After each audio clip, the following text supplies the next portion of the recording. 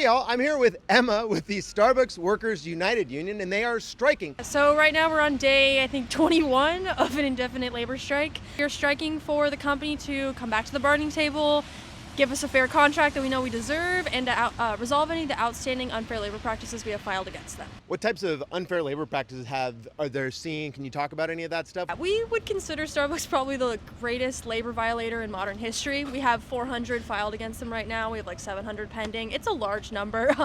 They just keep breaking the law. So I've worked at this store for 7 years, and like those 7 years, this company has completely changed. It started as a job that was like fun to go to. I knew what I had to do. We had enough people on the floor.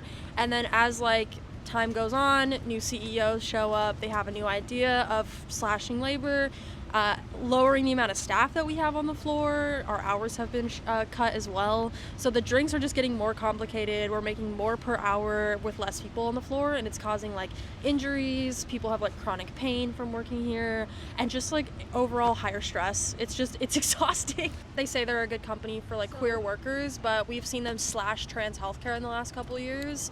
So they've like become a place where like trans people feel comfortable working here, and then they completely just went back on it. Our CEO was hanging out with RFK Jr., so Yeah. so they're definitely taking a slide in the wrong direction. And One of the things that was very interesting in reading up about the CEO, Brian Niccols, Starbucks is in the office 4 days a fucking week, and this CEO literally didn't even move. He completely works remotely, and the company paid to build him like a custom luxury office in his fucking house. Yeah. How unbelievable is that, yeah, dude? no, it's insane.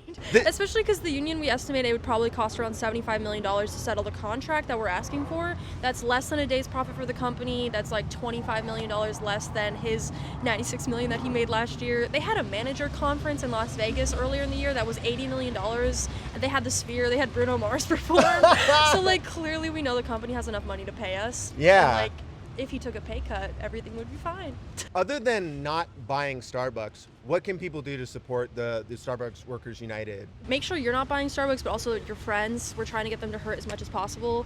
Also, stop by a picket line. We have 3 active picket lines in the Seattle area right now. The Elliott drive-through store in Interbay is having a picket.